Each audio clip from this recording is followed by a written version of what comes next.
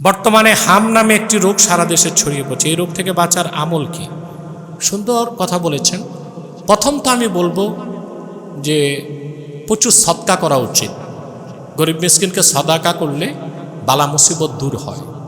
দ্বিতীয় হচ্ছে খুব বেশি বেশি একটা দোয়া পড়বেন ঘরে ঘরে, লা হাওলা ওয়ালা কুওয়াতা ইল্লা বিল্লাহিল আলিয়্যিল আযীম। তাহলে আল্লাহ তাআলা বিপদ মুসিবত থেকে বাঁচান। আর দরুদ শরীফের আমল বেশি করতে হবে, তাতেও আল্লাহ তাআলা মুসিবত থেকে বাঁচান। আইন দিয়া ডান্ডা দিয়া পিটায়া মানুষকে দমন করা যায়, মানুষ বানানো যায় না। যায় আইন কানুন দিয়ে। আইন কানুন আছে না দেশে? চুরি বন্ধ হয়েছে? হয় নাই তো? চুরি আছে, দুর্নীতি আছে, চুরি আছে, খুন আছে, মাদক আছে, সন্ত্রাস আছে, আছে না নাই? তা আইন কেন? আইন কানুন হচ্ছে চেক অ্যান্ড ব্যালেন্স, দমন করা, পরিবেশটা একটু ঠিক রাখা। তো মানুষকে যদি ইনসানে কামেল ভালো মানুষ বানাতে হয়, ঈমান ও তাকওয়ার কোনো বিকল্প নয়। মানুষের অন্তরে যখন আল্লাহর ভয় জাগবে, তখন সে সেলফ কাউন্টার। তাকে দুর্নীতি থেকে রক্ষা করতে পুলিশ লাগবে না, তার নজরদারি করতে গোয়েন্দা সংস্থা লাগবে না, তার দুর্নীতি ধরতে দুদক লাগবে না। সে নিজে নিজেকে কাউন্টার দিবে, গুনাহ থেকে বাঁচবে। সুবহানাল্লাহ। এর নাম তাকওয়া। এর নাম কি? আমি একটা হাদিস শোনাচ্ছি আপনাদেরকে। হাদিসটি বুখারী শরীফে এসেছে। হাদিসটির রাবী হচ্ছে হাতেম তাইয়ের ছেলে হযরতে আদি। হাতেম তাই নাম শুনছেন?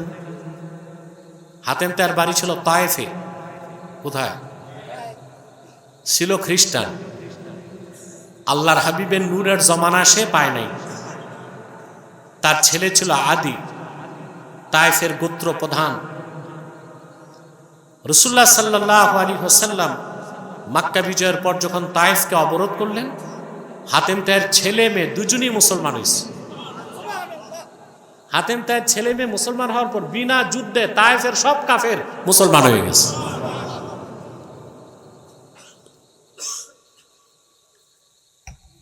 এই আদি বলেন, আমি একদিন রাসূলুল্লাহ সাল্লাল্লাহু আলাইহি সাল্লামের কদমের সামনে বসা। আরবের দূর থেকে এক লোক এসে আল্লাহর হাবিবের কাছে বিচার দিলেন, ইয়া রাসূলুল্লাহ সাল্লাল্লাহু আলাইহি ওয়াসাল্লাম, আমাদের এলাকায় প্রচণ্ড দুর্ভিক্ষ, খাদ্যের অভাবে মানুষ মুরতাদ হয়ে যাচ্ছে। লোকটি চলে গেল। রাসূলুল্লাহ সাল্লাল্লাহু আলাইহি ওয়াসাল্লাম কোনো কিছু বললেন না। কিছুক্ষণ পর আরেক লোক আসলো। আরেক লোক এসে বলল, ইয়া রাসূলুল্লাহ সাল্লাল্লাহু আলাইহি ওয়াসাল্লাম, আমি আরবের যে এলাকা থেকে এসেছি ওখানে প্রচণ্ড দুর্বৃত্তের সংখ্যা বেড়ে গেছে। কোনো নারীরা ঘর থেকে বের হইতে পারে না, স্বর্ণ অলংকার নিয়ে নেয়, তাদের চরিত্র হনন করা হয়, সম্পদ নিয়ে কেউ যেতে পারে না। আদি বলেন, এ লোকটিও চলে গেল। আল্লাহর হাবিব সাল্লাল্লাহু আলাইহি ওয়াসাল্লাম কিছু বললেন না। দুজন লোকই চলে যাবার পর আল্লাহর হাবিব আমাকে বলেন, আদি, আমি দুনিয়া ছেড়ে আল্লাহর কাছে চলে যাওয়ার পরে তুমি যদি বেঁচে থাকো, তুমি দেখতে পাবে বাইতুল মালের দরজা খুলে মদিনা মুনাওয়ারাতে বাইতুল মালের কর্মকর্তারা মানুষকে ডাকবে, কার সম্পদ লাগবে, টাকা লাগবে, নেবার মতো লোক তারা খুঁজে পাবে না।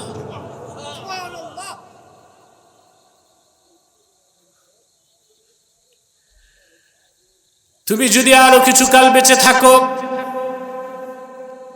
তুমি দেখতে পাবে আমার উম্মতের একজন নারী যুবতী তার তাহিলু মিনাল হেরা হাত্তা তাতুফাল কাবা, ইয়ামানের হেরাত থেকে শত শত মাইল পথ পাড়ি দিয়ে একা একা আল্লাহর ঘর কাবা তোয়াফ করতে আসবে।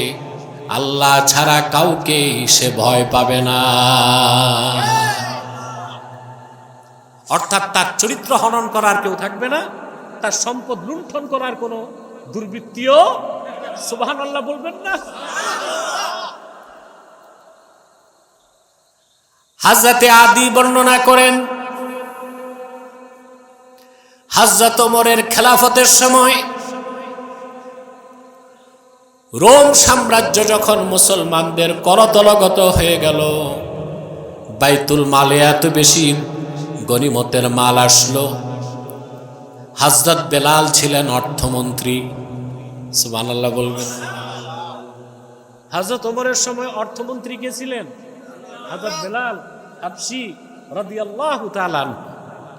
হযরত বেলাল এসে বললেন, আমিরুল মুমিনিন, বাইতুল মালে জায়গা নাই আর। হযরত ওমর বললেন, দরজা খুলে দাও বাইতুল মালের। সুবহানাল্লাহ। কোন চোর ডাকাত নাই যে পাহারাদার রাখতে হবে। আল্লাহু আকবার। 3 দিন পরে হযরত বেলাল এসে বললেন, আমিরুল মুমিনিন, 3 দিন বাইতুল মালের দরজা খোলা রাখলাম, মদিনা মুনাওয়ারার একজন মানুষও প্রয়োজনের কিছু নিতে আসে নাই।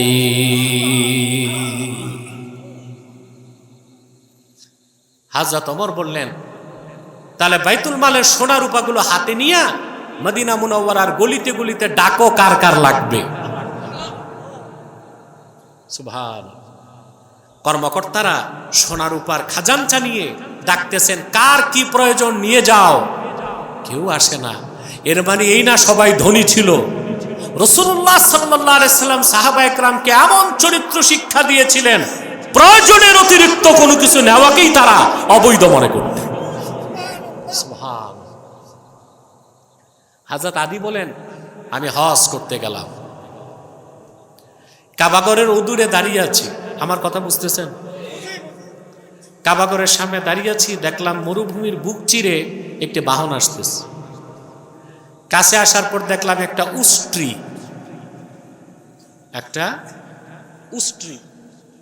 উষ্ট্রির পিঠে বসে আছে একজন রমণী নারী, বোরখায় আবৃত, কিন্তু তার শরীরের অলংকারের ঝলক বাহির থেকে দেখা যাচ্ছে। অর্থাৎ মহিলাটা ছিল যুবতী এবং অলংকারে সজ্জিতা। সুবহানাল্লাহ। চোখটা নামিয়ে আমি বললাম, মা আপনি কোথা থেকে এসেছেন? মহিলাটাই বলল, আমি ইয়ামানের হেরাত থেকে এসেছি। আদি বলেন, আমার মনে পড়ে গেল আল্লাহর হাবিবের কথা। তিনি বলেছিলেন, আমার উম্মতের একজন নারী ইয়ামানের হেরাত থেকে একা একা আল্লাহর ঘর কাবা তোয়াফ করতে আসবে। আল্লাহ ছাড়া কাউকে সে ভয় পাবে না, কারণ তার স্বর্ণালঙ্কার লুণ্ঠন করার মতো কিংবা তার চরিত্র হনন করার মতো একজন খারাপ মানুষও থাকবে না।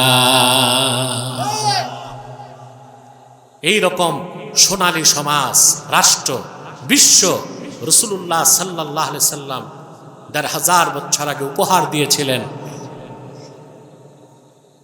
মূল শিক্ষা ছিল তাকওয়া।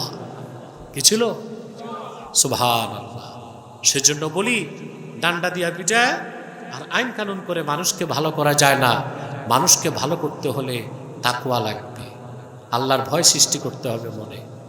ঠিক না? আমরা যে শিক্ষায় শিক্ষিত হচ্ছি বাংলাদেশে, আল্লাহর ভয় শিখে মানুষ? কথা বলে।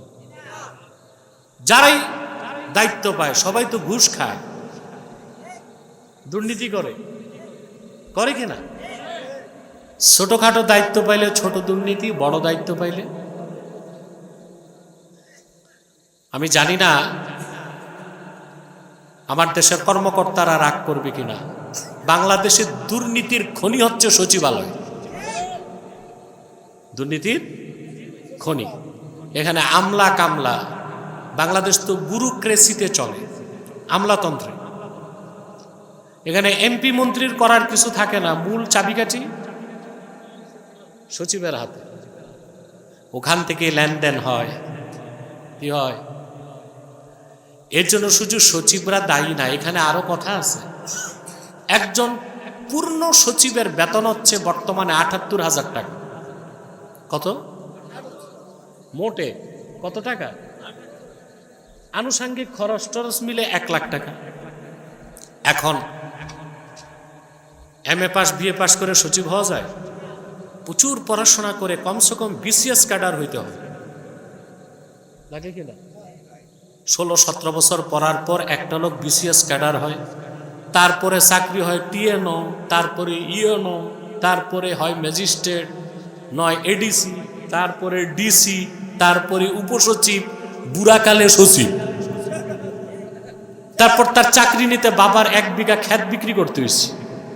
তারপর যদি তার বেতন হয় 1 লাখ টাকা, এই লোকটা ঘুষ খাবে না? কথা বলে। রাষ্ট্রের দায়িত্ব হচ্ছে, আমার দৃষ্টিতে এক একজন সচিবের বেতন হওয়া উচিত মাসে 10 লাখ টাকা। আর আইন থাকবে, সচিব যদি দুর্নীতি করে তার শাস্তি। ঘুষ থাকবে? এদিকে বেতন দিবেন 1 লাখ, দুর্নীতি হবে 10 কোটি। অতএব দুর্নীতিমুক্ত। সিঙ্গাপুরের প্রধানমন্ত্রীর বেতন কত জানেন? $1.20 মিলিয়ন। কথা বুঝতে পারছেন? $1 মিলিয়ন বেশি তার বেতন। তো ওই প্রধানমন্ত্রী কি ঘুষ খাবে? ওর তো পেট ভরে আছে, পুরো পেট ভরে আছে। পৃথিবীর স্মার্ট কান্ট্রি যেগুলো, উন্নত রাষ্ট্রগুলোতে কর্মকর্তাদের প্রচুর বেতন হয়। আমাদের দেশে সবচেয়ে ঠকানো হয় প্রাইমারি স্কুলের মাস্টারকে, সবচেয়ে কম বেতন। মাস্টার তখন কি করে? 2 ঘন্টা পড়ায়, 4 ঘন্টা খেতে আল চড়ে। কথা বলে সত্য? কারণ প্রাইমারি স্কুলের বেতন দিয়ে তো সংসার চলবে না। অথচ পৃথিবীর কল্যাণ রাষ্ট্রগুলোতে প্রাইমারি স্কুলের শিক্ষককে সবচেয়ে বেশি গুরুত্ব দেওয়া হয়। কারণ দেশে প্রেসিডেন্ট হোক, প্রধানমন্ত্রী হোক, সচিব হোক, জজ হোক, ম্যাজিস্ট্রেট হোক, প্রাইমারি স্কুল পার হয়েই তো স্কুলে যায়। তো বেশি বেতন কার হওয়া উচিত? প্রাইমারি স্কুলের শিক্ষকের। আর তার খাটনিও তো বেশি। কথা বলে। বকরির বাচ্চা যেমন 30টা 30 দিক দৌড়ায়, প্রাইমারি স্কুলের বাচ্চাগুলো ওই রকমই দৌড়ায়। এদেরকে পিটায় পাটায় হইচই করে। আগে ডাক্তাররা একটা কথা বলতো, প্রাইমারি স্কুলে যে 30 বছর চাকরি করছে, ডাক্তার পরীক্ষা ছাড়াই বলতে পারে সে আধা পাগল। সে কি আধা? প্রাইমারি স্কুলের শিক্ষক থাকলে রাগ করেন না, আমি আপনাদের পক্ষেই কথাটা বলছি। তাহলে প্রাইমারি স্কুলের শিক্ষকের বেতন হবে সবচেয়ে বেশি, সম্মান হবে বেশি। আমাদের দেশে তার 2 পয়সার মূল্য নেই। সচিবের বেতন 1 লাখ টাকা, ও ঘুষ খায় 50 লাখ টাকা। আগে তাকে তার চাহিদা পূরণ করেন, তারপর কঠোর আইন করেন, দেশে দুর্নীতি থাকবে না। আর সকল অন্যায় থেকে বাঁচার সেফ গার্ড, রক্ষা কবচ হচ্ছে তাকওয়া। সুবহান। মানুষ গুনার কাজ ছেড়ে দিবে, অন্যায় কাজ করবে না। এই জন্য আল্লাহ বলেছেন তাকওয়া হচ্ছে মুমিনের জীবনের সবচেয়ে বড় সম্পদ। না বলতে হবে সম্পদ। সুবহান। এই তাকওয়ার মাধ্যমে মানুষ একজন কোয়ালিফাইড মুসলিম হতে পারে। ঈমান আনার পরে একজন মানুষ মুমিন হয়ে যায়, কিন্তু তাকওয়ার মাধ্যমে লোকটি পরিপূর্ণ মুসলিম হয়। সুবহানাল্লাহ। ঈমান আনার মাধ্যমে মুমিন হয়, তাকওয়ার মাধ্যমে মুসলিম হয়। আল্লাহর নির্দেশ কি শুধু মুমিন হব না মুসলিম হব? কোরআন শরীফে আল্লাহ বলেছেন, ইয়া আইয়ুহাল্লাযীনা আমানুত্তাকুল্লাহা হাক্কা তুকাতিহি ওয়া লা তামুতুন্না ইল্লা ওয়া আনতুম মুসলিমুন। আল্লাহ রাব্বুল আলামিন বলেন, হে ঈমানদারগণ, বিশ্বাসীগণ, তোমরা মহান আল্লাহকে যথাযথ ভয় করো আর পরিপূর্ণ মুসলিম না হয়ে মৃত্যুবরণ করো না। আল্লাহ মুসলিম হতে কাফের মুশরিককে বলেছেন না মুমিনদেরকে? জোরে। আগে ঈমান, তারপরে ইসলাম। ঈমান এনে মুমিন, ইসলাম মেনে মুসলিম। আর আপনি ঈমান আনার পর পরিপূর্ণ মুসলিম হতে যে সম্বল লাগবে, ওইটার না তাকওয়া। এই যে আমার সাবজেক্টটা বুঝে গেছেন, আমি আনন্দিত। আমল করলে আমিও বাঁচি, আপনারাও বাঁচেন, ঠিক কিনা? প্রিয় ভাইরা, তাহলে সর্বশ্রেষ্ঠ পাথে হচ্ছে তাকওয়া। এই তাকওয়া যত অর্জন করবেন, আপনি আল্লাহর নৈকট্য তত পাবেন। তাকওয়া ছাড়া আল্লাহর ওলি হওয়া। কোরআনে কারীমে আল্লাহ রাব্বুল আলামিন বলেন, আলা أولياء الله لا خوف عليهم ولا هم يحزنون সাবধান জেনে রেখো নিশ্চয় যারা আল্লাহর ওয়ালি তাদের কোনো ভয় নাই, তাদের কোনো চিন্তা নাই। দুনিয়াতেও ভয় নাই, আখেরাতে চিন্তা নাই। দুনিয়াতে ভয় নাই, আখেরাতে চিন্তা নেই। মুমিন ভয় পায় না। আপনাদের একটা দৃষ্টান্ত দিই, যত ভয় কাফেরের মধ্যে, মুমিন ভয় পায় না। কারণ মুমিন জানে মৃত্যুর পরে আল্লাহর সাথে আমার সাক্ষাৎ। তো মুমিন ভয় পায়। কাফের ও তো পরকাল বিশ্বাস করে না, ও তো ভয় পায় যে গেলেই তো ধরা। আপনারা 9/11-এর কথা শুনছেন? আমেরিকার টুইন টাওয়ার হামলার কথা বলেন। 2001 সালে আমেরিকার গর্ব টুইন টাওয়ার দুটো ছিল এক একটা 100 তলা উঁচা। কিছু মানুষ প্লেনে বসে এই টাওয়ার দুটোয় আঘাত করছে, আর মুহূর্তের মধ্যে আমেরিকার গর্বকে মাটির সাথে মিশিয়ে দিচ্ছে।